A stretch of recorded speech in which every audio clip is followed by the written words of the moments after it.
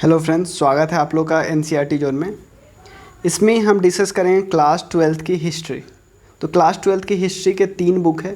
उसमें सबसे पहला बुक है एंशिएंट हिस्ट्री, हमारा कंप्लीट हो चुका है एकदम, आप देख सकते हो प्लेलिस्ट में जाके। उसके अलावा पार्ट 3 का 2 चैप्टर बचा हुआ है, एक है पार्टीशन और दूसरा है फ्रेमिंग द कॉन्स्टिट्यूशन। दोनों डिस्कस करेंगे हम आज और कल में। और एक और चीज़, ये वीडियो में, ये पर्टिकुलर चैप्टर में 2 वीडियो में ही बना सकता था, लेकिन मैं इसको एक ही वीडियो में बना रहा हूँ क्योंकि हो सकता है इसमें लिंक टूट जाए, फिर आपको समझने में मुश्किल हो जाए। तो इस पर्टिकुलर चैप्टर को एक ही आपको 30 या 35 मिनट लगेंगे, लेकिन कंप्लीट हो जाएगा। फिर आपको प्रॉब्लम नहीं होगा इस पूरे प्रोसेस को समझने में कि आखिर हुआ क्यों, पार्टीशन क्यों हुआ, इसके बैकग्राउंड में ऐसा क्या चल रहा था, क्या क्या इशू चल रहा था जिसके कारण पार्टीशन तो लग रहा था अब होगा ही होगा। इस सब के बारे में डिस्कस करेंगे। और भी मैं बता दूँ, आप इंस्टा, फेसबुक और टेलीग्राम पर ऐड हो सकते हो, और इसके अलावा आप कंट्रीब्यूट भी कर सकते हो।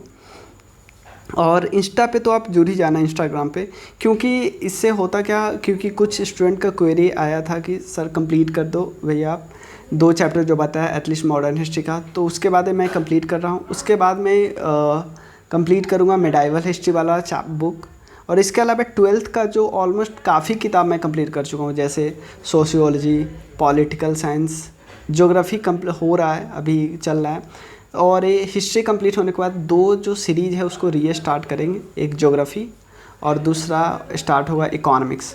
और उसके अलावा मेरा एक सर है, वो आपको कॉमर्स बताएंगे, कॉमर्स को स्टार्ट करेंगे। तो चलिए शुरू करते हैं। अगर आपको पसंद आता है तो आप अपने लाइक कीजिए और अपने फ्रेंड्स के साथ शेयर कीजिए और सब्सक्राइब भी कीजिएगा चैनल को। तो चलिए शुरू करते हैं। इस चैप्टर में हम डिस्कस करेंगे पार्टीशन को, अच्छे से समझेंगे पार्टीशन को, क्योंकि हमारा देश जो आज़ाद हुआ था उस आज़ादी की खुशी में एक कलंकित करने वाला समय भी था। हमारा देश आज़ाद हो गया था, हम सब खुश थे, झूम रहे थे, लेकिन उस समय एक ऐसा सिचुएशन आया पार्टीशन का। पार्टीशन में इतना वायलेंस एंड ब्रूटैलिटी हुआ, इतना लोगों का मार काट हुआ, वुमेन के साथ रेप, मर्डर वगैरह सब हुआ, जिसने इस समय को, आज़ादी के समय को कलंकित करके रख दिया कि हम आज़ाद थे, बहुत खुश थे, लेकिन इसके साथ साथ जो लोगों के साथ हुआ वो हम कभी नहीं भूल पाएंगे। उसमें हुआ क्या, जब हम आज़ाद हो गए तो ब्रिटिश इंडिया 2 पार्ट में डिवाइड हो गया, एक था इंडिया और एक था पाकिस्तान। इंडिया अकेला था, इंडिया एक साइड, एक पूरा ऐसे था, और पाकिस्तान 2 साइड था, एक इसको वेस्टर्न पाकिस्तान बोलते हैं, इसको ईस्टर्न पाकिस्तान। और ये अभी बांग्लादेश है, जो कि 1971 में अलग हुआ था। हुआ क्या, इसमें हमारा आज़ाद हुए तो आज़ाद होते वक्त बहुत सारी चीज़ें चेंज हुई, लेकिन इसके साथ साथ पार्टीशन में तो काफ़ी वायलेंस हुआ, जीनोसाइड हुआ, माइग्रेशन हुआ। क्योंकि लोग माइग्रेट तो करते थे, लेकिन माइग्रेट करते हुए उनको पता नहीं था रास्ते में जाते वक्त उनकी मृत्यु हो जाएगी, कौन उनको मर्डर कर देगा या करेगा, उनको कुछ पता नहीं था। तो बहुत लोग इधर से, इंडिया से पाकिस्तान की तरफ मूव किए, पाकिस्तान से इधर मूव किए, जैसे इधर से हिंदू और क्रिश्चियन इधर मूव किए, इधर से मुस्लिम इधर मूव कर रहे थे। तो ये चैप्टर में क्या हम पता करेंगे, इस चैप्टर में हमें बहुत कुछ पता चलेगी कि क्यों पार्टीशन हुआ और कैसे हुआ पार्टीशन।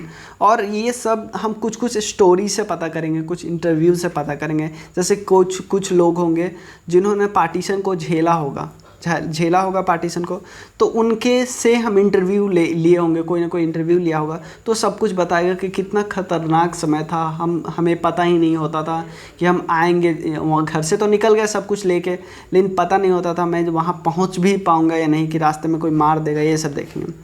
तो इसको, पूरे पार्टीशन को समझने के लिए हम 3 स्टोरी समझते हैं, 3 केस स्टडी है। तो केस स्टडी में जो रिसर्चर है वो इंडियन है और जो इन्फॉर्मेंट है वो पाकिस्तानी है। ध्यान देना, तीनों केस स्टडी में जो रिसर्चर है वो इंडियन है और पाकिस्तानी इन्फॉर्मेंट है।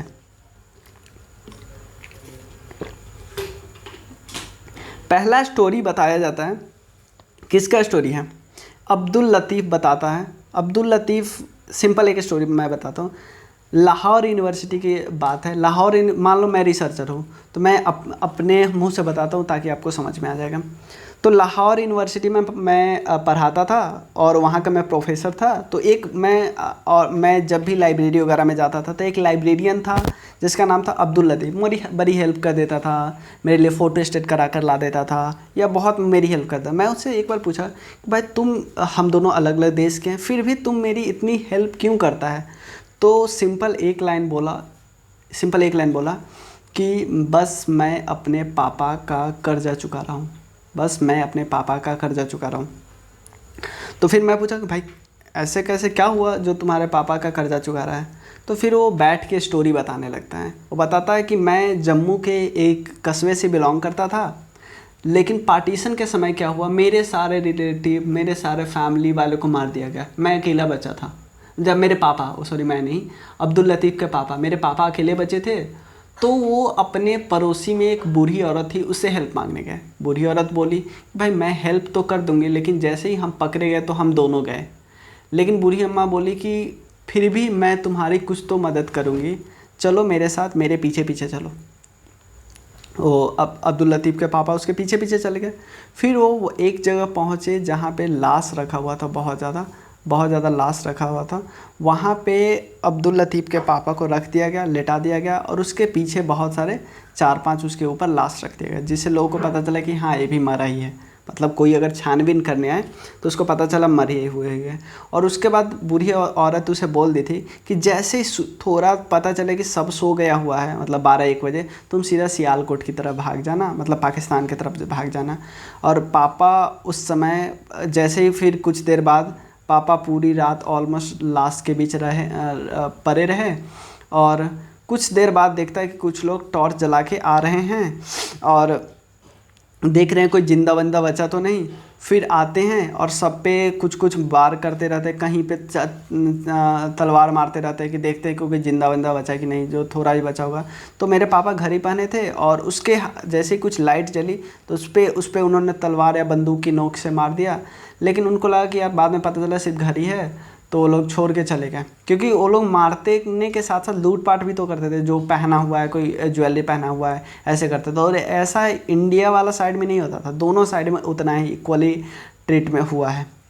तो ये बोलते हैं कि मैं उन बूढ़ी औरत के कारण मेरे पापा बचे, और इसीलिए मैं पूरे इंडिया का शुक्रगुजार हूँ और मैं कर्ज अदा करता हूँ जो आप, इसलिए मैं अपने पापा के द्वारा वो बूढ़ी औरत ने जो किया उनका कर्ज मैं उतार रहा हूँ आपको काम आकर। ठीक है।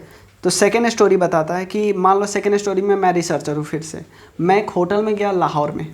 तो लाहौर का मैनेजर बोलता है, मतलब होटल का मैनेजर, कि सर बताइए क्या चाहिए। तो मैं बोला कि मैं हिंदुस्तानी हूँ, मुझे एक रूम चाहिए। तो बोला सर मैं रूम नहीं दे सकता, लेकिन चलिए मैं आपको चाय पीते पीते एक स्टोरी बताता हूँ।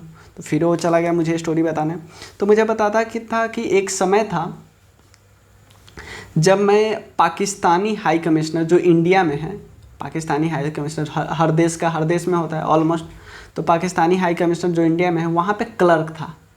तो एक बारी पाकिस्तान की तरफ से कोई मुझे लेटर भेजा और बोला कि आप पहाड़गंज में जाके किसी इंसान को दे दो, उस इंसान का नाम था कुछ भी हो, इंसान को दे दो।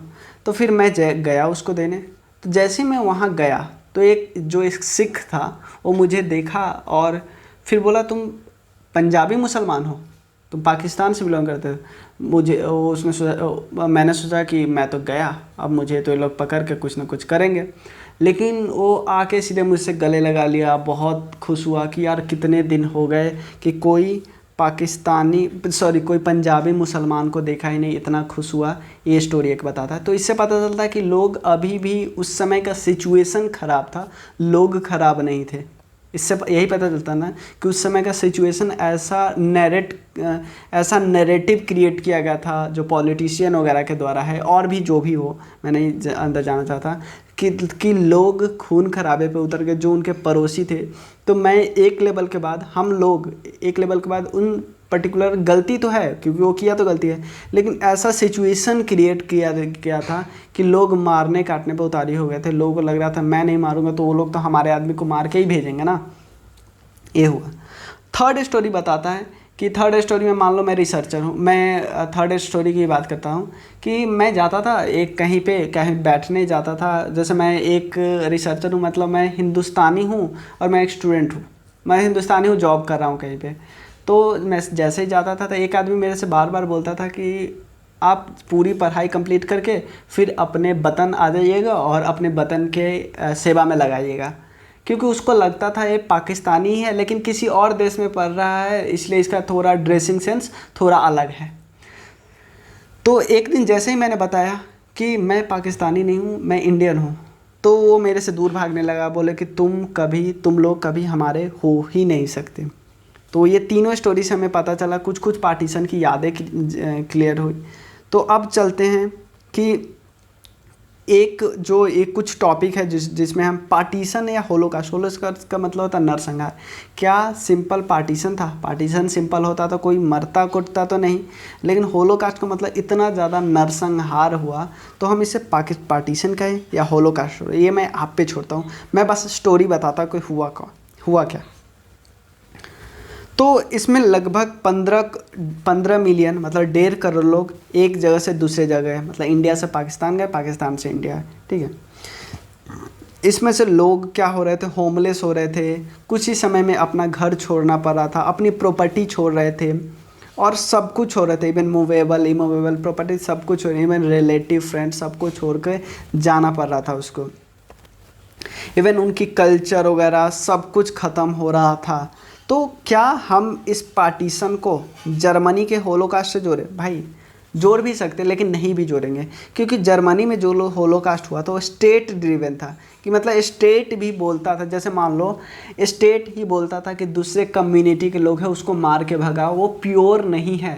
मतलब जर्मन ही सिर्फ प्योर है, बाकी जो है यहूदी जो है वो प्योर नहीं, उसको भगाओ यहाँ से। लेकिन इंडिया में जो है इतनी क्लिंजिंग तो हुआ, लेकिन वो स्टेट ड्रिवन नहीं था, मतलब स्टेट नहीं बोला था कि चलो उस पर्टिकुलर कम्युनिटी के लोग को मारो ही। ये अपने कुछ लोगों का धारणा थी जिसके कारण मारकाट हुआ। उसके बाद the power of stereotype. Stereotype का मतलब सिंपल है, हम ऐसा बोल सकते हैं कि ये बोल रहे थे कि तुम नहीं मारोगे, हम लोग नहीं मारेंगे यहाँ से। जैसे मान लो इंडिया वाले लोग बोल रहे हैं कि पाकिस्तान मुस्लिम लोग को नहीं मारेंगे, तो वो लोग तो हमारे लोग को तो मार के ही भेजेंगे। तो हमें एक दूसरे पे इतना ज़्यादा संदेह था। तो स्टीरियोटाइप का मतलब क्या होता है? स्टीरियोटाइप का मतलब होता है सिंपल कुछ कैरेक्टर, जिसमें जैसे मान लो हम ऐसे बोलते हैं कि हम बोल देते हैं कि ऑल वुमेन तो बैड ड्राइवर होती है, अच्छी ड्राइवर होती ही नहीं है। तो मतलब हमने इसको स्टीरियोटाइप कर दिया, हमने इसको जनरलाइज कर दिया, हमने सिंपल बोल दिया। जैसे सिंप्लीफाइड रिप्रेजेंटेशन व्हिच फोकस, देखो स्टीरियोटाइप का डिस्कस करने से पहले हम थोड़ा डेफिनेशन देख ले रहे हैं ना। Certain characteristic of A group and assume these to be shared. जैसे मान लो कुछ लोग चिकन खाते हैं किसी ग्रुप में, तो बोलते हम ऐसे बोलेंगे यार वो तो पूरा नॉनवेज वाला ग्रुप है। जैसे नॉर्मल हम ऐसे बोलते हैं कि गुजराती तो अच्छे भी। देखो ये कभी भी कैरेक्टर हमेशा अधिकतर समय में निगेटिव होता है, क्योंकि हम पहले ही जज कर लेते भाई वो है तो गलत ही होगा, ऐसा है तो गलत ही होगा, वो इस कम्युनिटी का है तो गलत ही होगा। तो अधिकतर केस में निगेटिव होता है, लेकिन कुछ केस में पॉजिटिव होता है। जैसे हम बार बार बोलते हैं ना कि गुजराती तो अच्छे बिजनेसमैन होते हैं, बिहारी का मैथ तो अच्छा ही होता है, और या बनिया कम्युनिटी तो अच्छे बिजनेसमैन होते ही हो। तो ये कुछ पॉजिटिव भी है, लेकिन बहुत अधिकतर केस में निगेटिव भी होता है कि हम दूसरे कम्युनिटी का बोलते हैं कि ये कम्युनिटी है तो ये गंदे ही होंगे, ऐसे बोलते हैं। तो चलिए, स्टीरियोटाइप का मतलब होता है कि स्टीरियोटाइप सिर्फ एक कम्युनिटी के बारे में नहीं था, दूसरे दोनों कम्युनिटी के बारे में था। तो स्टीरियोटाइप जो प्री डेट पार्टीशन, मतलब ऐसा नहीं है कि पार्टीशन के समय में ही हमें एक दूसरे से दुश्मनी हो गई, एक दूसरे के खिलाफ गलत जजमेंट करने लगे, मतलब गलत। हमें पहले से ही था, कुछ कुछ हुआ ऐसा पहले ही कि हमें लगा कि यार नहीं, क्योंकि सेपरेट इलेक्टोरेट और भी बहुत सारी ऐसे चीज़ें पहले ही हुई थी कि हमें एक दूसरे से नफ़रत, थोड़ा बहुत अपने कम्युनिटी से प्यार, दूसरे कम्युनिटी से दुश्मनी, है तो पहले से ही था। तो कुछ हम देखते हैं कि कैसे पार्टीशन हुआ और क्यों हुआ, कुछ हमें पता चला ना, स्टोरी से हमें पता चल गया। जैसे यहाँ पे बताया जा रहा है कि जिन्ना का 2 नेशन थ्योरी था। वो बताते थे कि भाई जिन्ना सिंपल बोलते थे कि मुस्लिम का भला सिर्फ हम ही कर सकते हैं, मुस्लिम लीग ही कर सकते, आप नहीं कर सकते, इसलिए हमें एक अलग देश बनाने दो, क्योंकि मुस्लिम का भलाई हम कर सकते, आपसे नहीं होने वाला है। वो और सिंपल जो बोलते थे, जिन्ना बोलते थे कि यार मिडाइवल हिस्ट्री से ही चला आ रहा है कि हिंदू मुस्लिम ये सब तो पहले से ही चला रहा है, तो अब होगा तो कौन नया होगा, तो अब एक रिलीजन के बेसिस पे हम बांट ही देते हैं देश। तो और ऐसा नहीं कि मैं बोल रहा हूँ कि चलो सिर्फ जिन्ना की बड़ी गलती, नहीं भाई, ब्रिटिश की भी उतनी ही गलती है, क्योंकि सेपरेट इलेक्टोरेट का बात तो उन्होंने नहीं किया, सेपरेट इलेक्टोरेट की बात उन्होंने नहीं किया, 1919 में किया, और इवन 1919 में इसको एक्सपेंड किया गया था, जैसे क्रिश्चियन वगैरह में भी लाया गया था। 1932 में तो इवन पता है डिप्रेस्ड क्लास में भी लाने वाले थे, वो तो गांधी जी और वी.आर. अम्बेडकर जी ने इनको ख़त्म किया और नहीं आने दिया डिप्रेस्ड क्लास में सेपरेट इलेक्टोरेट, नहीं तो पार्टीशन और होता। और देखो ब्रिटिश की भी गलती है, जिन्ना की भी गलती है, इसके अलावे हिंदू मुस्लिम दोनों लोगों की गलती है, क्योंकि बार बार कम्यूनल राइट हो ही रहा था। इवन आपको पता है 1946 में भी हुआ था कम्यूनल राइट। तो ऐसा नहीं है कि एक की गलती है, बहुत सारे लोगों की गलती है, जैसे यहाँ पे दोनों की गलती है, एक ही गलती से कुछ नहीं होता। तो यहाँ पे बताया जा रहा है the secular and radical rhetoric of the Congress merely alarm conservative Muslim and the Muslim landed elite without winning over the Muslim masses.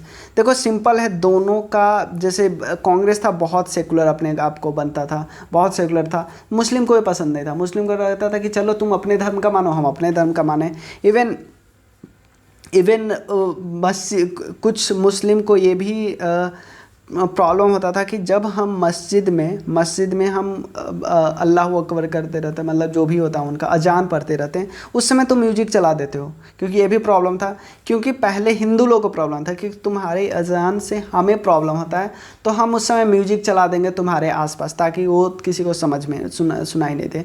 उसके अलावा हिंदू का काउ प्रोटेक्शन मूवमेंट था, क्योंकि उनको पता था कि जो अलग दूसरी कम्युनिटी है वो काऊ को उतना प्रोटेक्ट नहीं करती, तो काऊ प्रोटेक्शन। उसके बाद शुद्धि मूवमेंट था आर्य समाज के द्वारा, ये मुस्लिम को पसंद नहीं था।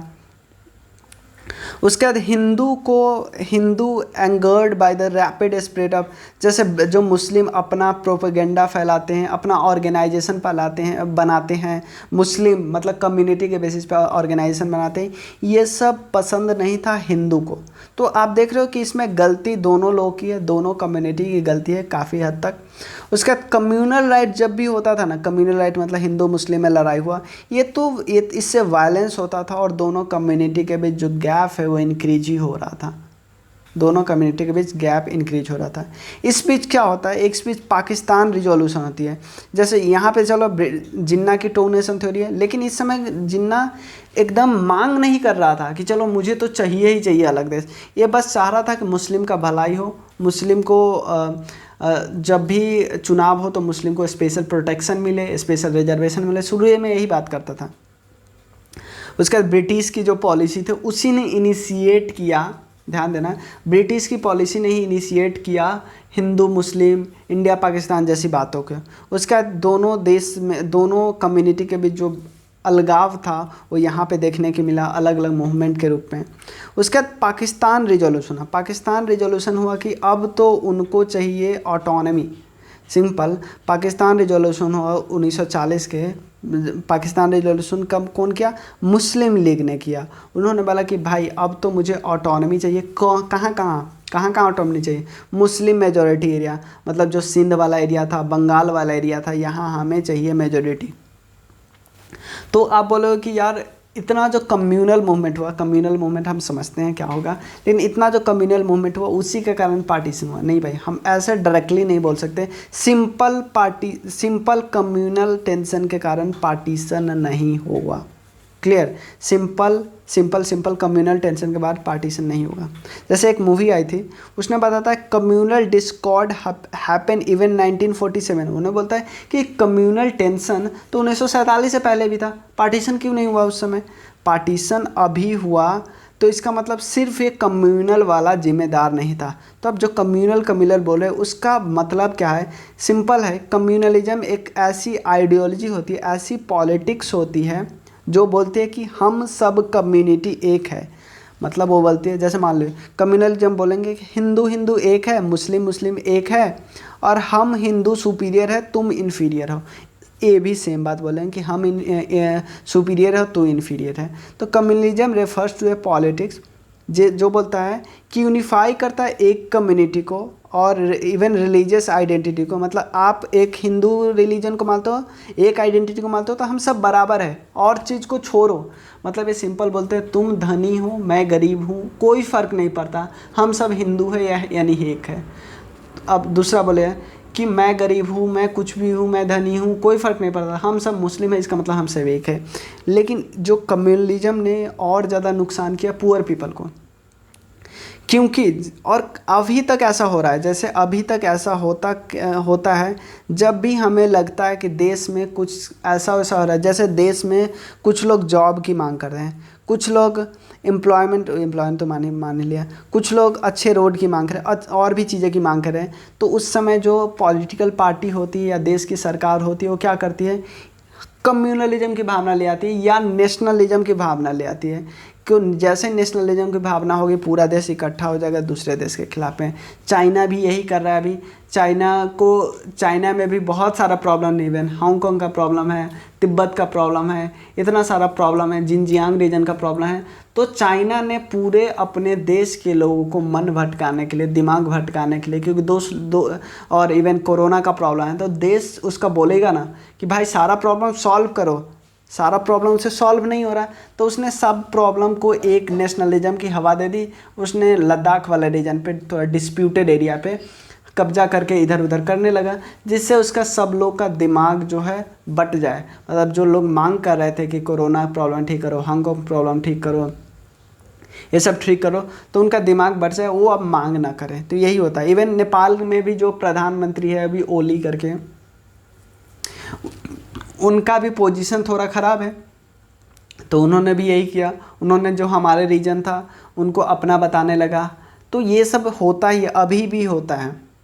इन order to unify a community, communalism सरपास देते हैं। देखो, मैं गरीब हूँ, मैं धनी हूँ, मैं लड़का हूँ, मैं लड़की हूँ, और कोई फ़र्क नहीं पड़ता, हम हिंदू है तो हम एक है। कम्युनलिज्म यही बताता है। और हम हिंदू है, हम इन्फीरियर सुपीरियर है। सेम यही मुस्लिम वाला ही बोलेगा कि हम लड़की लड़का, गरीब अमीर धनी, कोई फ़र्क नहीं पड़ता, हम एक कम्युनिटी के। इसका मतलब हम सुपीरियर है, दूसरे वालों को मार के भगाएंगे, वो इन्फीरियर वाला। ऐसी बातें होती हैं। मार के भगाना कुछ हार्श वर्ड है। मतलब ये सिंपल बोलते हैं कि हमें एक साथ रहना होगा, जब नहीं रहेंगे तो दूसरे वाले कम्युनिटी हमको उखाड़ के फेंकेंगे। उखाड़ के फेंकने का मतलब हमें पावर में हमें कोई हिस्सेदारी मिलेगी। Power means political power. तो अब होता क्या है, ये तो प्रॉब्लम थे। क्या प्रॉब्लम है? एक कम्युनलिज्म का प्रॉब्लम थे, लोगों में भावना थी, और ऊपर से हिंदू मुस्लिम कॉन्फ्लिक्ट चल रहा था, डिवाइड एंड रूल का पॉलिसी चल रहा था, जिन्ना की टू नेशन थ्योरी थी। अब आगे हुआ क्या? आगे अब इलेक्शन होता है। इलेक्शन 1937 में इलेक्शन होता है। इलेक्शन में आपको पता है 1909 में सेपरेट इलेक्टोरेट की बात हो चुकी है। सेपरेट इलेक्टोरेट के बाद पहली बार चुनाव हुआ है। प्रोविंशियल इलेक्शन पहली बार हुआ, और इस इलेक्शन में 10 से 12% लोगों को वोट देने का अधिकार था। वोट कुछ बेसिस पे होता था, प्रॉपर्टी है, एजुकेटेड है, पैसा, ये सब के बेसिस पे आपको वोट देने का अधिकार था। तो रिजल्ट में होता क्या है कि टोटल 7 प्रोविंस थे, उसमें से 5 प्रोविंस में तो एब्सोल्यूट मेजोरिटी मिली, कि इसमें तो गवर्नमेंट इसको किसी से मिलकर बनाने की ज़रूरत ही नहीं था। लेकिन गवर्नमेंट इन्होंने 7 जो प्रोविंस था 7 के 7 में बना लिया। 2 में कोलिजन में, मतलब किसी, जैसे मान लो इसको 50 सीट चाहिए था, लेकिन इसके पास 45 से 5 किसी और के साथ मिलकर कोलिजन पार्टी बना लिया। मुस्लिम लीग इवन रिजर्व कॉन्स्टिट्यूंसी। देखो, सेपरेट इलेक्टोरेट का मतलब होता है कि मुस्लिम लोगों को सिर्फ मुस्लिम ही वोट देंगे। ध्यान देना, मुस्लिम लोगों को सिर्फ मुस्लिम ही वोट देंगे, यही था सेपरेट इलेक्टोरेट। तो इवन उन्होंने बहुत जो रिजर्व उनकी कंस्टिट्यूंसीज थी, नॉर्थ वेस्ट फ्रंटियर प्रोविंस, जो कि ये वाला ऊपर वाला एरिया था, जो अभी पाकिस्तान वाला एरिया है, वो वाला, वहाँ पे उन्होंने सीट जीता ही नहीं। पंजाब वाला एरिया में जो रिजर्व कंस्टिट्यूंसी थी, वहाँ भी सिर्फ 2 सीट जीता। सिंध में 3 सीट। भाई 33 में 3 गवर्नमेंट बना लोगे, 84 में 2 गवर्नमेंट नहीं बना पाओगे। तो जिन्ना को लगा यार इंडिया अगर यूनाइटेड रहा तो मुस्लिम कभी भी पॉलिटिकल पार्टी में पावर में आ ही नहीं सकती, क्योंकि इसको 1-2 सीट से थोड़ी काम चलेगा। इसको एक इवन जिसमें रिजर्व है उसमें भी सीट नहीं आ रहा है, तो 1-2 सीट से काम नहीं चलेगा। तो इसको चाहिए कि अब तो हमें अलग होना ही पड़ेगा, क्योंकि हमें चाहिए पावर में हमें चाहिए, हमें कुछ और नहीं चाहिए, हमें चाहिए पावर। तो और इवन अगर हम बात करते ना, अगर कांग्रेस बात करती कि चलो भाई हम तुम्हें रिजर्वेशन देंगे, हम कुछ परसेंट मुस्लिम को रिजर्वेशन देंगे, तो बोलते थे कि नहीं भाई, मुझे मुस्लिम को रिजर्वेशन दोगे तो मुस्लिम सिर्फ मुस्लिम लीग से होगा। ये कैसी बात करें, क्योंकि कांग्रेस का मुस्लिम तो तुम्हारे लिए मुस्लिम नहीं है, मतलब तुम्हारे लिए मुस्लिम वही है जो मुस्लिम लीग में है। ये तो गलत बात है ना। तो इस सब से क्या हुआ, रिफ्ट और ज़्यादा इंक्रीज हुआ। जिन्ना को लगने लगा यार नहीं, साथ रहने पे कोई फ़ायदा नहीं है, एक देश में रहने से कोई फ़ायदा नहीं, हम कभी पावर हथिया ही नहीं सकते, तो इतना मूवमेंट करने से क्या फ़ायदा, हमें अलग करवा दो, हम अलग पावर में ले लेंगे, हम पावर वहाँ रखेंगे अपने पास। और इवन जिन्ना के साथ साथ कुछ कांग्रेस मिनिस्ट्री भी जिम्मेदार है, जिसके कारण रिफ्ट जो हुआ कांग्रेस और मुस्लिम लीग के बीच और इंक्रीज होगा। क्या हुआ कि कोलिजन यूपी में कोलिजन गवर्नमेंट बनाना चाहते थे मुस्लिम लीग यूपी कांग्रेस के साथ, लेकिन कांग्रेस को किसी की ज़रूरत ही नहीं थी।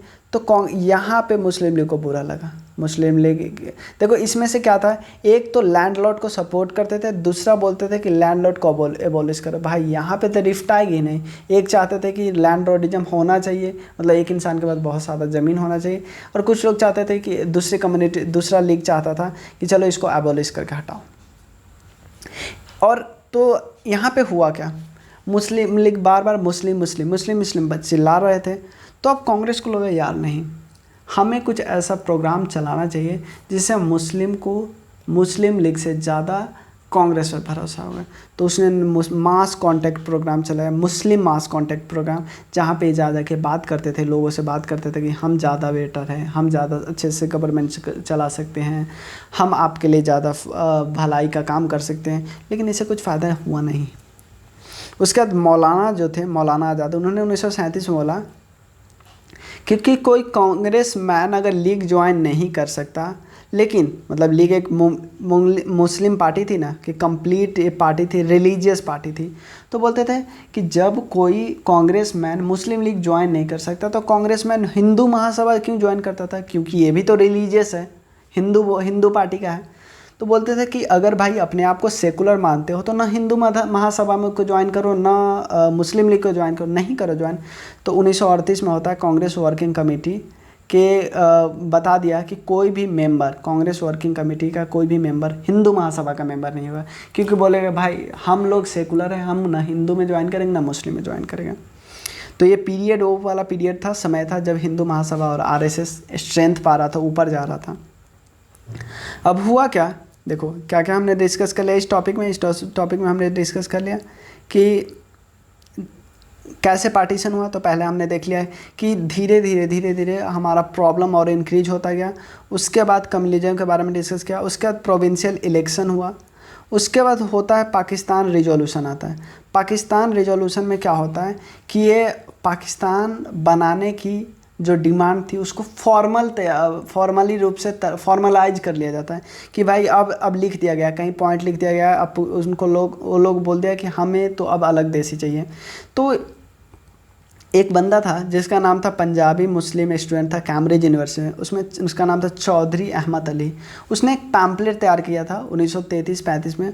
उसने एक सेपरेट नेशनल स्टेटस की बात की थी, और वो इस समय सोचा भी नहीं होगा कि हम जिसका अभी सपना देख रहे हैं वो आने वाले 10 साल में हो ही जाएगा। उसने नया नाम दिया था पाकिस्तान, जिसका नाम था पंजाब, अफ़गान, कश्मीर, सिंध और बलूचिस्तान। इसका नाम तन यहाँ पर बलूचिस्तान।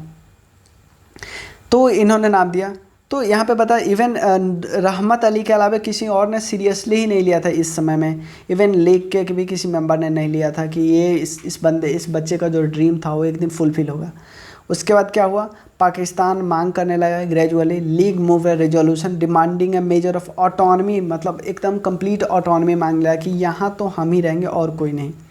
तो अब हुआ क्या, इतना ज़्यादा सडन मतलब पार्टीशन, क्योंकि एकाएक पता चला भाई, आपको पता चला कि 14 अगस्त को पार्टीशन हो गया, 14 अगस्त को पाकिस्तान का इंडिपेंडेंस डे है, 15 अगस्त को हमारा, ठीक से बंटवारा भी नहीं हुआ है, ठीक है। हमें पता ही नहीं है, जैसे हम कहीं पे बाउंड्री पे खड़े हैं, जैसे हम किसी पंजाब में हैं, हमें पता ही नहीं कि हम इंडिया में हैं पाकिस्तान में, इतना ज़्यादा सडन हुआ, क्योंकि हमें बॉर्डर एरिया पे हमें पता भी नहीं कि भाई हमारा बॉर्डर इंडिया में है या पाकिस्तान में, इतना सडन हुआ। यहाँ पे बताया जा रहा है कि we have seen the league itself is a work about the demand. There is a very short time, just 7 years between the first formal articulation of demand and जो मतलब मुस्लिम मेजोरिटी की डिमांड हुई 1940 में, आपको पता है ना, demand हुई कि ऑटोनॉमी दे दो, और 1947 में हो भी गया, मान भी लिया गया। तो यहाँ पे बताया जा रहा है कि इनिशियली, ध्यान देना है, इनिशियली मुस्लिम लीग भी तो ज़्यादा सीरियसली नहीं थे, उनको तो बस ये था कि हमें पावर दे दो, कुछ मुस्लिम का भलाई वगैरह कर दो। स्टार्टिंग में तो एज सच कुछ अलग देश बनाने ही वाले नहीं थे, एज सच स्टार्टिंग में वो एज यूज करते थे पाकिस्तान का idea as a bargaining counter का मतलब हमें पावर दे दो भाई, हम अगर बारगेनिंग काउंटर यूज करेंगे तो हमें पावर मिलेगा। लेकिन धीरे धीरे क्या हुआ कि सेकेंड वर्ल्ड वार में ब्रिटिश इतना ज़्यादा प्रेशर में आ गया था कि उनको नेगोशिएट ही करना पड़ा, क्विट इंडिया मूवमेंट वगैरह हो गया था कि अब पाकिस्तान अब जिन्ना को न चाहते हुए भी अलग देश बनाने की नौबत ही आ गई। वो बस एक मांग कर रहा था, वो अलग देश के मांग में ही नहीं था, मतलब वो सिर्फ ऑटोनॉमी वगैरह की फिराक में था, यही बात है। उसके बाद हुआ पोस्ट वॉर डेवलपमेंट में क्या हुआ कि जब वॉर ख़त्म हुआ सेकेंड वर्ल्ड वॉर, तो उसके बाद मुस्लिम लीग एक सोल रिप्रेजेंटेटिव, क्योंकि ध्यान देना 1937 के चुनाव में इनकी बड़ी बुरी हालत हुई थी। उसके बाद 1937 के बाद क्या हुआ था, सेकेंड वर्ल्ड वॉर स्टार्ट हो गया। सेकेंड वर्ल्ड वॉर स्टार्ट हो गया वगैरह में होने में क्या हुआ, कांग्रेस तो भिड़ गया, किसके पीछे, कांग्रेस भिड़ गया इंग्लैंड के पीछे कुछ जैसे उसमें सेपरेट इंडिविजुअल सत्याग्रह वगैरह हो रहा था, और भी कुछ हो रहा था, तो कांग्रेस देश को आज़ाद करने के पीछे भिड़ गए। लेकिन मुस्लिम लीग पता है क्या कर रहा था इस बीच, मुस्लिम लीग इस समय अपने लोगों को लुभा रहा था कि भाई आपने पिछली बार हमें वोट नहीं दिया था, अगली बार चुनाव में वोट देना अगली बार वोट देना, मतलब ये पॉलिटिक्स में लगे हुए थे। लेकिन अगली बार इनको चुनाव मिला, वो अगली बार प्रोविंशियल इलेक्शन हुआ, जिसमें जो रिजर्व कंस्टिट्यूंसी इनकी थी सिंध वगैरह वाला, यहाँ पे इनकी मेजोरिटी हासिल हुई। क्लियर। अब यहाँ पे कुछ क्वेश्चन उठाया जाता है कि अगर पार्टीशन ना होता तो क्या होता। जैसे यहाँ पे बताया जा रहा है पार्टीशन नहीं होता तो क्या होता है, तो सेम बात कैबिनेट मिशन लेके आए थे। कैबिनेट मिशन वही है जिसने कंस्टिट्यूएंट असेंबली की बात की है, और इसी मिशन के आदेश पे हमारे देश में कंस्टिट्यूएंट असेंबली बैठी थी और जिन्होंने कॉन्स्टिट्यूशन बनाया। तो यहाँ पे कंस्टिट्यूएंट कैबिनेट मिशन बोला कि इंडिया यूनाइटेड होगा, लेकिन इंडिया का जो सेंट्रल गवर्नमेंट होगा ना, वो बहुत वीक होगा, बहुत कमज़ोर होगा, और कुछ ही पावर हो इसके पास, फॉरेन अफेयर्स, डिफेंस, कम्युनिकेशन का पावर होगा, लेकिन बाकी सारी पावर प्रोविंशियल असेंबली के पास होगी। और प्रोविंशियल असेंबली कैसे डिवाइड होगा, एक सेक्शन ए वाला स्टेट होगा जिसमें हिंदू मेजोरिटी प्रोविंस होगी, कितना रिलीजियस आपको बंटवारा है। बी और सी होगा जिसमें मुस्लिम मेजोरिटी प्रोविंस होगी। बी मतलब जो नॉर्थ वेस्ट वाला, ऊपर वाला जो अभी पाकिस्तान है, नॉर्थ ईस्ट वाला जो आसाम वाला है वो कौन है, सी कैटेगरी का स्टेट होगा। उसके अलावा द सेक्शन और a group of province would comprise various regional unit होगा। They would have the power to set up intermediate level executive legislative, मतलब जो प्रोविंस होगा ना, प्रोविंस में जैसे मान लो ये पूरा प्रोविंस है, तो इसमें मेंबर सिर्फ यहाँ से नहीं आएंगे, यहाँ से हर जगह से मेंबर आ रहे हैं। तो ये थोड़ा आपको देख रहे हैं ना, बंटवारा भी हो रहा है, रिलीजियस हो रहा है, और सेंटर को कम पावर देने का बहुत ज़्यादा नुकसान होता है। सेंटर को अगर कम पावर है तो दूसरा देश, अगर मान लो कोई इमरजेंसी की सिचुएशन आ गई, मान लो अभी कोरोना वायरस के सिचुएशन में सेंटर के पास ये पावर ही नहीं होता कि इमरजेंसी या लॉकडाउन करो या ये सब कुछ करो, कि डिजास्टर वाला कानून लाओ, तो कैसे चल पाता, हो ही नहीं पाता ना। तो सेंटर के पास तो देखो, प्रोविंस के पास मैं ही नहीं बोल रहा हूँ कि कम पावर हो, लेकिन सेंटर को पावरफुल होना ही पड़ेगा। पार्टीशन के समय हुआ क्या, पार्टीशन की तरफ हम जैसे जैसे जा रहे थे, उस समय मुस्लिम लोग को लगा कि एक समय ऐसा था जब कैबिनेट मिशन आया था, कैबिनेट मिशन ने भी क्या किया, कैबिनेट मिशन भी बोल रहा था कि भाई आप अलग अलग नहीं हो, अलग अलग देश मत बनाओ, हम क्या करते हैं, आप एक साथ रहो, कुछ कुछ हम ऐसे करते हैं, कुछ कुछ और बातें करते हैं। लेकिन मुस्लिम लीग को प्रॉब्लम था, क्योंकि अब कैबिनेट मिशन ने ये भी बोल दिया था कि आप कैबिनेट कंस्टिट्यूएंट असेंबली बैठाने वाले हो, और कैबिनेट में कंस्टिट्यूएंट असेंबली अब बैठने भी वाली थी। आपको पता है 9 नवंबर को पहली बार बैठी थी, और ये है 16 अगस्त। तो मुस्लिम लीग को लगा नहीं यार, कुछ तो करना होगा, कुछ ना कुछ तो हमें करना होगा, जिसके कारण हमें और वायलेंस करना होगा, जिसके कारण कांग्रेस को भी लगे भाई हर कर देते हैं अलग इनको, नहीं तो इतना ज़्यादा वायलेंस करें कि हम खुद ही जी नहीं सकते। तो यहाँ पे इतना ज़्यादा वायलेंस किया, ऑलमोस्ट 5000 लोग मर गए थे यहाँ पे। और Congress high command voted for dividing the Punjab and Bengal. Clear. उसके बाद इस समय जब हमारा देश आज़ाद हुआ था, मतलब इस समय की बात करते हैं, जब 1946 वगैरह की बात कर रहे थे, तो इस समय आपको लग रहा था यार इतना मार काट हो रहा है, तो पुलिस वगैरह क्यों नहीं जा रहे थे भाई। इस समय पूरी तरह जो खासकर जो बिहार बंगाल वाला एरिया था, जो डायरेक्ट एक्शन डे था ना, ये वाला मैं बोल रहा हूँ, डायरेक्ट एक्शन डे जो मुस्लिम लीग कर रही थी, मार काट कर रही थी, इसमें ब्लड बात हो रहा था। ब्लड बात मतलब कि कांग्रेस मुस्लिम लीग बोला कि हमें अब अलग ही देश से, ब्लड बात की खून की नदियाँ बह रही है ऐसे। गवर्नमेंट कोलैप्स हो गया, गवर्नमेंट इवन यहाँ पे बताया जा रहा है Amritsar district become the scene of bloodshed, complete breakdown. क्योंकि यहाँ पे देखो, यहाँ पे आपको पता है ब्रिटेन भी थोड़ा बहुत कमज़ोर हो गया था, काफ़ी हद तक, वो भी बीच में नहीं जाना चाहते थे। ब्रिटिश ऑफिसर चाहते ही नहीं थे कि कोई डिसीजन लेना, कोई बोलते थे कि अब तो हम आपको आज़ाद ही करने वाले हैं, हम क्यों इंटरवेन करें, नहीं इंटरवेन करना चाहते हैं। इम्पोर्टेंट लीडर था, किस काम के लिए, काम में था, इंपॉर्टेंट लीडरशिप नेगोशिएट कर रहा है पार्टीशन के लिए। यहाँ भाई मारकाट हो रहा है, ब्लड की नदियाँ बह रही, खून की नदियाँ बह रही, किसी को कुछ लेना ही देना नहीं था, सिर्फ एक इंसान, महात्मा गांधी इसको रोकने के लिए बहुत ट्राई कर रहे थे। और इवन पता है लॉ एंड ऑर्डर बचाने की जिम्मेदारी किसकी थी, पुलिस और सोल्जर की जिम्मेदारी थी, सैनिक की जिम्मेदारी थी भाई। वो भी तो रिलीजियस कपड़े पहनने पड़े थे कि हिंदू वाले हिंदू के लिए, मुस्लिम वाले मुस्लिम के लिए, ये भी करे पड़े थे। लेकिन इन सब के बीच एक इंसान था, महात्मा गांधी, जिन्होंने कम्युनल हार्मनी को रिस्टोर करने का ट्राई किया। कम्युनल हार्मनी का मतलब कि आप कम्युनल के वजह से, मतलब आप धर्म के वजह से आप लड़ाई वड़ाई मत करो, आप हार्मनी के साथ रहो, एक दूसरे के साथ रहो, नॉन वायलेंस का प्रिंसिपल अपनाओ। गांधी जी हमेशा बोलते थे कि हर्ट चेंज करो, मतलब हृदय को बदलो वाला जो स्टोरी था ना, वो बदल लो। वो जब हमारा देश आज़ाद हुआ, उसके बाद पार्टीशन हो रहा था, पार्टीशन हो रहा में आपको पता है दोनों बॉर्डर पे इंडिया वाले पाकिस्तान वाले इंडिया की तरफ जा रहे थे, यहाँ पे है। लेकिन आपको पता है यहाँ पे बहुत बहुत कम लोग की जान गई। क्यों? एक इंसान के कारण। क्योंकि यहाँ पे नोखाई विलेज में, ईस्ट बंगाल के नोखाई विलेज में कौन खड़ा था? महात्मा गांधी खड़े थे। इन्होंने बहुत एफर्ट लगाए, जिसके कारण बहुत काफ़ी हद तक हिंदू मुस्लिम एक दूसरे को मारना छोड़ दिए थे। लेकिन यही वेस्टर्न वाला पार्ट था, जो पंजाब वाला पार्ट था, यहाँ पे बहुत मार काट हुआ, क्योंकि वहाँ पे नहीं थे गांधी जी। अब a Delhi Muslim Shahid Ahmad Dehlavi compelled to flee a dirty over crowded camp in Purana Qila like an Gandhi ji arrival. देखो गांधी जी उसके बाद सब लोग अपना खुशियाँ मना रहे थे।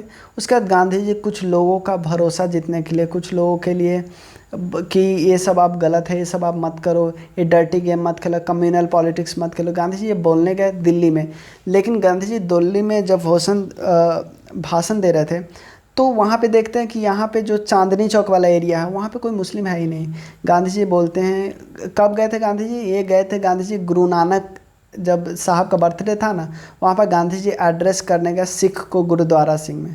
उन्होंने नोटिस किया कि कोई मुस्लिम नहीं है चांदनी चौक पे, इवन चांदनी चौक पे जो कि दिल्ली का हार्ट हुआ करता था, मेन जो जहाँ पे मुस्लिम लोग हुआ करते थे, बोलते थे कि इससे ख़राब दिन हो ही नहीं सकता इस देश के लिए। यहाँ पे बताया जा रहा है when he began a fast bring about change heart amazingly many, बहुत सारे लोग उनके साथ माइग्रेट करके फास्ट कर रहे थे। बोलते इससे what could be more shameful for us, मतलब इससे घटिया क्या होगा कि जहाँ पूरा मुस्लिम का घर है वहाँ पे मुस्लिम ही नहीं थे। पार्टीशन के बाद एक जगह से दूसरे जगह चले गए थे। अब इस पार्टीशन में हुआ क्या? इस पार्टीशन में जेंडरिन पार्टीशन कर दिया। लोग को लगता था कि वुमेन का इज्जत को प्रिजर्व करना है, इसलिए क्या करते थे कि सिंपल लोग क्या करते थे कि वुमेन को खुद ही अपना ही फैमिली मार देता था, अपना ही फैमिली मार देता था कि कम से कम इस हमारी फैमिली, क्योंकि जो फैमिली की इज्जत जो काफ़ी हद तक ऐसा बोला जाता है कि फैमिली की इज्जत जो स्टार्ट होती है वो वुमेन से स्टार्ट होती है। तो वुमेन का इवन डेथ हो जाए लेकिन वुमेन के इज्जत के साथ कोई ना खेले। तो यही बात होती है, कुछ लोग अपने वुमेन अपनी अपने अपने बेटी वगैरह सबको मार देते थे कि the man fear their female would be molested by enemy, they killed their own women. देख रहे हो, फॉर द कम्युनिटी, मतलब इससे गंदा क्या हो सकता है कि जेंडर को नुकसान, जो वुमेन को नुकसान हमेशा से हो रहा है, सोसाइटी के हर फेज में वुमेन को ही नुकसान हुआ है। उसका रीजनल वेरिएशन के बारे में बोलते हैं कि मैंने बताया ना कि कुछ जो एक एरिया था जो नोखाई वाला एरिया था, नोखाली वाला एरिया था जो ईस्ट पाकिस्तान में था, ईस्ट पाकिस्तान में, वहाँ पे बहुत ज़्यादा कम प्रॉब्लम हुआ वहाँ, क्योंकि वहाँ पे गांधी जी खड़े थे खुद। लेकिन जो प्रॉब्लम हुआ था वो बहुत ज़्यादा हुआ था वेस्ट पाकिस्तान में। उसके बाद धीरे धीरे क्या हुआ, उसका एक और स्टोरी हम देखेंगे कि बंगाली लोग अलग हो गए, जो बंगाली मुस्लिम थे, इवन पाकिस्तान वाले, उन्होंने रिजेक्ट कर दिया जिन्ना की टू नेशन थ्योरी की through political action, breaking away from Pakistan, और क्रिएट किया बांग्लादेश को 1971-72 में। यही पूरा चैप्टर है। तो आप एक पूरा चैप्टर का समरी मैंने बता दिया कि होता क्या है। चलो मैं 1-2 मिनट पहले बता दे रहा हूँ, सिंपल अब फिर से बता दूँ ताकि आपको कंप्लीट क्लियर हो जाए। सबसे पहले बताया जाता है कि 3 केस स्टडी मैं बताता हूँ, हुआ क्या, पार्टीशन हुआ। उसके बाद पार्टीशन और होलोकास्ट में हमने देखा कि ये होलोकास्ट है क्योंकि नरसंहार हो रहा है, हम दोनों कम्युनिटी एक दूसरे को गलत नज़र से देख रहे थे। पार्टीशन स्टार्ट हुआ कि धीरे धीरे हर एक स्टेप पे कुछ जिन्ना की गलती है, कुछ ब्रिटिश पॉलिसी की गलती है, कुछ हिंदू मुस्लिम के पास साथ इतना कॉन्फ्लिक्ट चला था। उसके बाद पाकिस्तान ने रिजोल्यूशन पास किया कि मुझे अब परमानेंट ऑटोनॉमी चाहिए। उसके बाद कम्युनलिज्म ने दोनों को अलग कर रखा था। उसके बाद प्रोविंशियल इलेक्शन हुआ जिसमें मुस्लिम लीग की बड़ी बुरी तरह से हार हुई। जिन्ना को लगा यार कुछ ना कुछ तो करना होगा, और बहुत काफ़ी हद तक रिफ्ट क्रिएट हुआ हिंदू मुस्लिम में। उसके बाद पाकिस्तान रिजोल्यूशन किया कि अभी हमें ऑटोनॉमी चाहिए। किसने नाम रखा था, रहमत अली ने। पार्टीशन इतना सडन हुआ कि कुछ साल पहले उन्होंने बस रिजोल्यूशन रखा था, अब दोनों का बंटवारा हो गया। पोस्ट वॉर डेवलपमेंट हुआ, इसके बारे में डिस्कस करना है। कुछ पॉसिबल अल्टरनेटिव थे जिन्होंने कैबिनेट मिशन ने बताया था कि भाई पार्टीशन ना करो, ये कर लो। तो पार्टीशन के समय टुवार्ड्स पार्टीशन क्या हो रहा था, डायरेक्ट एक्शन डे किया गया। इसमें लॉ एंड ऑर्डर बहुत हमारा ख़राब हो गया था क्योंकि ना पुलिस और ना सोल्जर ना ब्रिटिश ऑफिसर ना इम्पोर्टेंट लीडर कोई जा ही नहीं रहे थे, मारकाट होने दे रहे थे उसका। लेकिन एक बंदा था, 1 मैन आर्मी, गांधी जी, वो गए थे, वो हार्ट चेंज की बात कर रहे थे। कई ओकेजन पे वो गए जहाँ पे वो बार बार बात कर रहे थे कि नहीं हारमनी क्रिएट करो, कम्युनल हारमनी की बात करते थे। लेकिन इस पार्टीशन में जिसका सबसे ज़्यादा नुकसान हुआ वो वुमेन का, क्योंकि हम बोलते थे कि वो प्रिजर्विंग वुमेन कि वुमेन का इसमें रेप, अबडक्ट कर दिया जाता था, सोल्ड किया जाता था, फैमिली को मार दिया जाता था। लेकिन इसमें लोग इवन अपनी फैमिली वुमेन को मार देते थे ताकि उनकी इज्जत को बचाया जा सके। रीजनल वेरिएशन की बात की जाती है कि कुछ जगह कुछ ज़्यादा हुआ, कुछ जगह कुछ कम हुआ।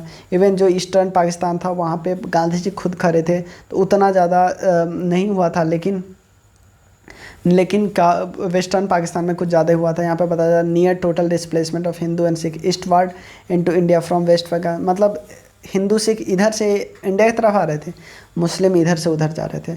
और ऐसा नहीं कि ये ख़त्म हो गया भाई, 2 साल तक चलता रहा। बहुत यही बात है, यही सब। तो चलिए, थैंक यू। अगर आपको अच्छा लगता है तो अपने फ्रेंड्स में शेयर कीजिए। बहुत टाइम लगा है इस वीडियो को बनाने में और इसके नोट्स को बनाने में और ज़्यादा टाइम लगा।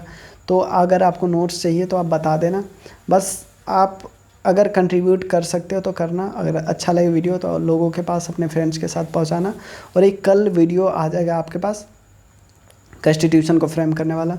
उसके बाद मैं ट्राई करूँगा कि जल्दी से जल्दी मैं ख़त्म कर दूँ। कौन सा आपका है, 2nd बुक।